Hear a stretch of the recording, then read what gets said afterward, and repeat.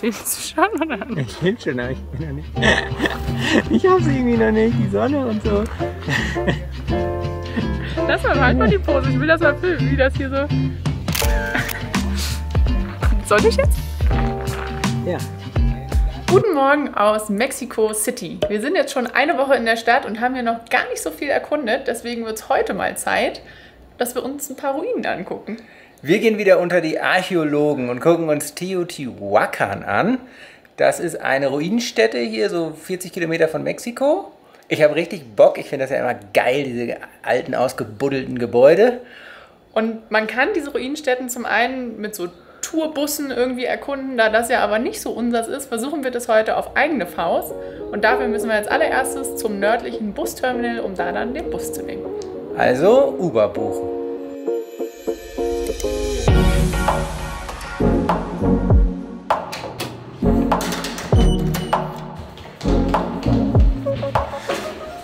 Wir haben die Masken vergessen. So ungewohnt, in Tansania brauchte man das ja nicht. Und hier gibt es Maskenpflicht, auch draußen.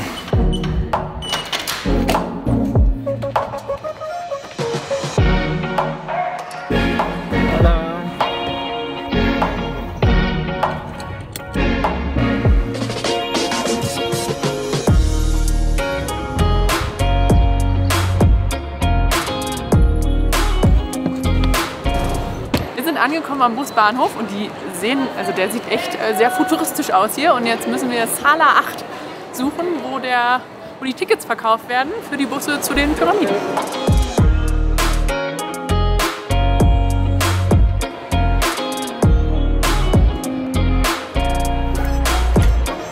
Der Bus fährt um 9, jetzt ist 20 vor, ganz gutes Timing. Wir haben jetzt direkt Roundtrip-Tickets gekauft, das heißt für hin und zurück. Das kostet pro Person 104 Pesos. 4 Euro, kann man nichts sagen, ne? Cool, dann müssen wir nur noch den Bus finden. Und wir haben jetzt ja noch ein bisschen Zeit. Vielleicht kaufen wir uns noch so ein paar Snacks, die wir dann da essen können. Matthias nickt.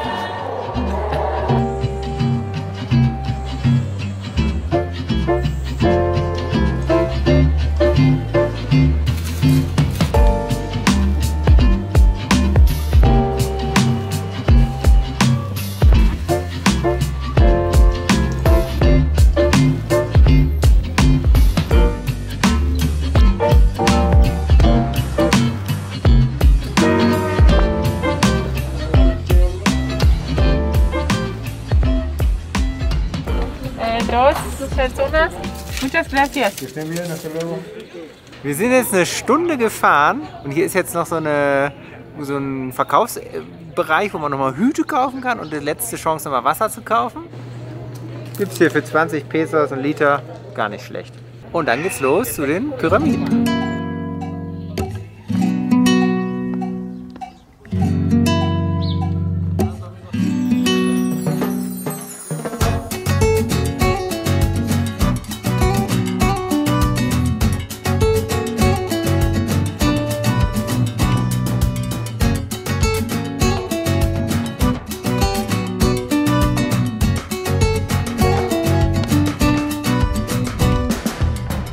Ich muss ja zugeben, in der Schule hat mich Geschichte nie so richtig interessiert. Wenn wir dann aber zu solchen Orten kommen, wie hier gerade in diese Ruinenstätte, dann finde ich es so cool, weil es halt irgendwie greifbar ist, weil es anzufassen ist, weil wir hier raufklettern können.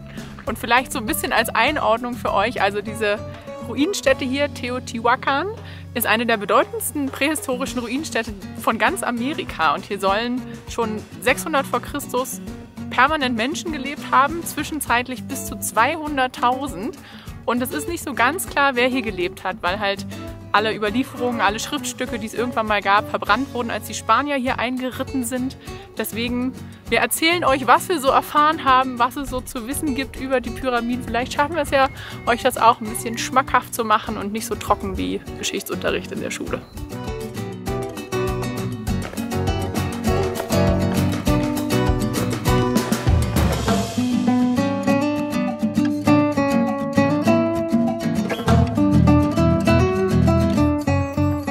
Wir Wir sind jetzt in der Ciudadela, das ist so eine Art Palastgelände oder so, umzingelt von diesen Treppen.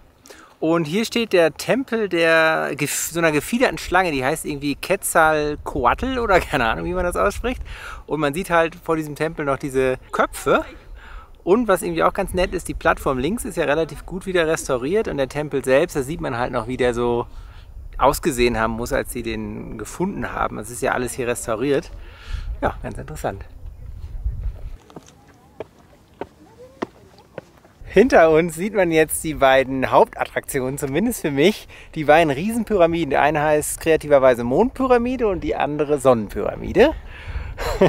Heißen die Pyramide oder Tempel? Pyramide, ne? Weiß ich auch nicht. Also ist eine Pyramide, war vermutlich auch ein Tempel. Und dann nähern wir uns jetzt mal den monströsen Pyramiden und hoffentlich kommen wir da drauf, oder? Ich glaube ja. Und wir nähern uns auf der Straße der Toten.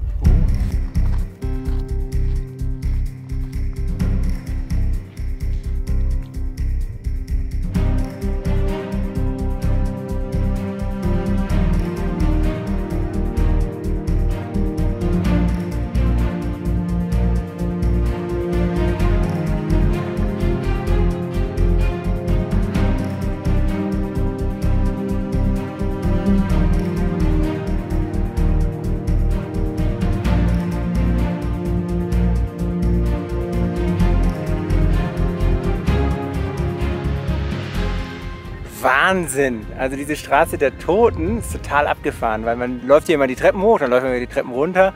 Links und rechts sind überall noch so Stufentempel oder alte Gebäude. Und diese Weite... Ja, und immer im Blick, ne? So diese krasse Mondtempel und der Sonnentempel. Also wir nähern uns so langsam den Highlights. Richtig cool. Also eigentlich kann man sowohl auf den Sonnen- als auch auf den Mondtempel oder die Pyramide hochklettern. Wir haben aber so ein bisschen Sorge, dass das vielleicht gerade nicht geht, weil wir da oben keine Leute erkennen. Es könnte aber auch sein, dass es einfach zu weit weg ist. Wir werden es herausfinden. Boah. Wow! Also die ist jetzt tatsächlich groß, ne? Das ist die drittgrößte Pyramide der Welt. 46 Meter hoch, habe ich gelesen. Aber jetzt kommt der Bummer. Wir können da nicht hoch. Wir haben extra die Mittagssonne abgewartet, um uns da jetzt hochzuquälen. Aber wegen Corona ist das halt geschlossen, damit da keine Menschenmassen die Stufen hochdrängen. Und das ist auch tatsächlich relativ viel an diesen Nebenstraßen gesperrt gewesen. Also Ja. ist das wahrscheinlich auch Corona-bedingt. Also man kann hier im Moment diese Straße der Toten gut langlaufen, aber anscheinend nicht auf die Pyramiden klettern, weil sie von unten bestaunen. Das macht mich echt richtig traurig, weil als wir vor 4 Jahren in Mexiko waren, wollte ich unbedingt diese Pyramiden sehen, aber es hat damals nicht so richtig in unsere Route gepasst. Wir sind dann nach Guatemala weiter. Müssen wir nochmal wiederkommen nach Mexiko. Na gut, gucken wir uns sie so von unten an.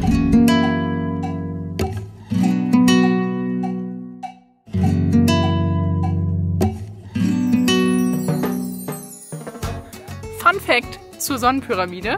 Die heißt zwar Sonnenpyramide, aber ich habe gerade auf dem Schild da unten gelesen, dass die neuesten Forschungen davon ausgehen, dass das wahrscheinlich einem Wassergott gewidmet war. 1906 oder so wurde die restauriert und zwar von einem ziemlich unerfahrenen Menschen.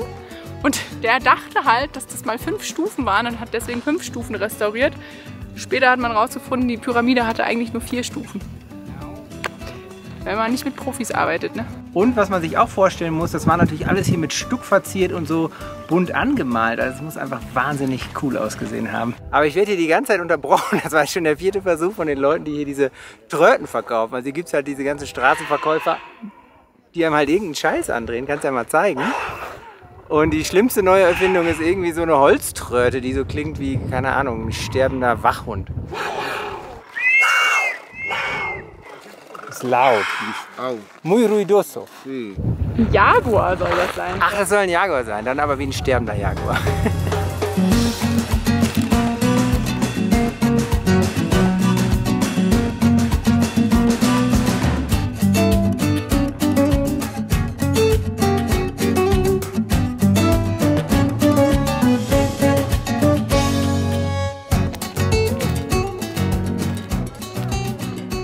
Jetzt sind wir die Straße der Toten ganz zu Ende geschlendert und am Ende steht die Mondpyramide.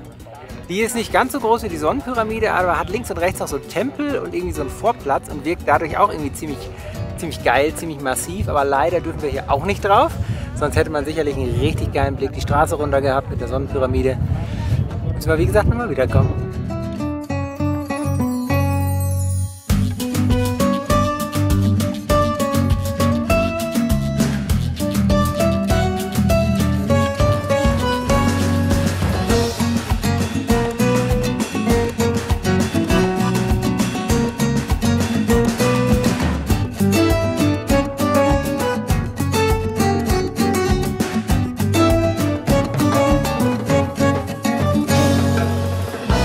Ja, geil, jetzt konnten wir doch noch irgendwo hoch. Zwar nicht auf eine der Pyramiden, aber zumindest auf so ein kleines Plateau. Haben wir nochmal einen richtig geilen Ausblick. Und ja, in Summe war das jetzt ziemlich cool hier. Uns hat diese Atmosphäre total gut gefallen, wie das aussieht und so weiter. Obwohl ja viel gesperrt war und wir uns ganz viel nicht anschauen konnten.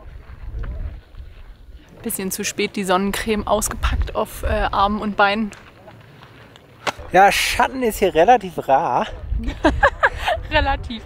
Es gibt ungefähr gar keinen Schatten. Ich glaube, der prähistorische Mexikaner hat mehr so auf Pyramiden und nicht so auf Überdachungen gestanden. Ja, sorry, die Geschichtsstunde ist dann etwas kürzer ausgefallen, als wir gedacht haben, aber wir hoffen, ihr habt trotzdem was gelernt. Wir machen uns jetzt auf den Weg, wieder zurück nach Mexico City, nehmen wieder den Bus, mal gucken, wo der hier abfährt.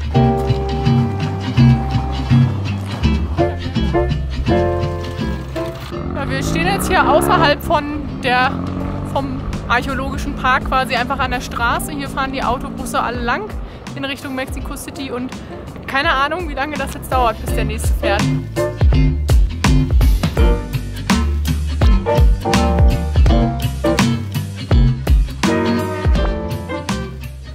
Franzi ist der ungeduldigste Mensch, den ich kenne. Der war es noch nicht.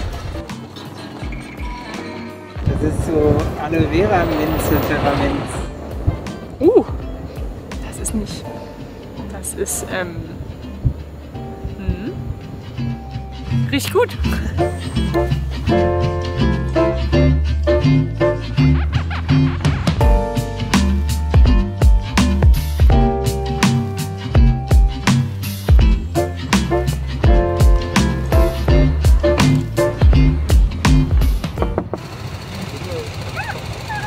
Das ist ja wohl der coolste Hund ever.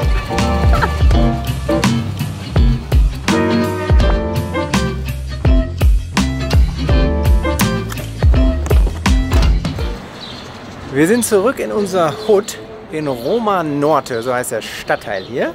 Hier gibt es einen richtig coolen Art Markt, so Streetfood-Markt, der nennt sich Mercado Roma. Und da werden wir uns jetzt noch was Leckeres zu essen besorgen.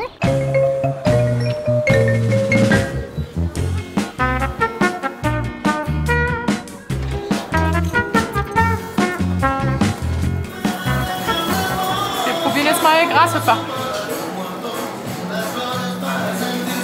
Oh Gott. Willst du auch probieren? Nee. Frische Säfte sind eine der besten Sachen hier in Mexiko. Und groß ist dann auch tatsächlich ziemlich groß.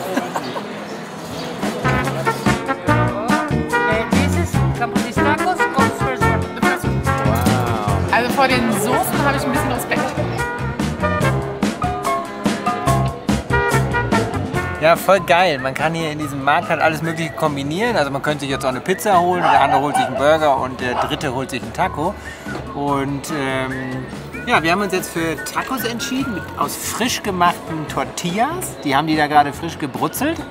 Und halt verschiedene Fleischsorten, die man mit verschiedenen Soßen jetzt kombinieren kann, die für uns alle zu scharf sind.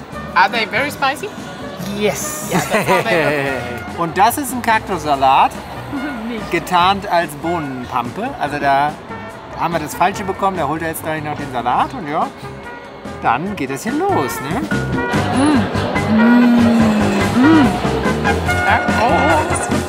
Holla die Waldfee, hier muss man sich ja richtig auskennen. Also wir haben jetzt 3 verschiedene Suppen bekommen. Pozole. The pozole comes with the tostadas. Dazu isst man die Tostadas. The pancita and the birria comes with the tortillas made fresh on the comer. Und die frischen Tacos isst man zu den anderen beiden Suppen.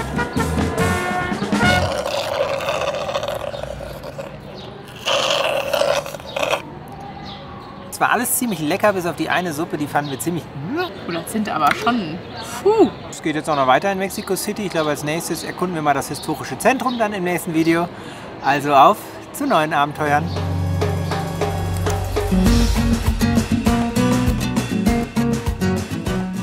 Ein Plateau ist noch offen, auf dem stehen... Ja, es ist irgendwie jetzt... Soll ich das jetzt... Stopp. Eine Art Stadt, oder? Also mach das auch ruhig mit der... Na gut, egal. Immer nur einen Moment, du sagst nie, wenn es losgeht. Warum guckst du so skeptisch? Ich weiß ja nicht, wann es losgeht. Ich warte. Es geht jetzt los. Achso. Schön lauwarm.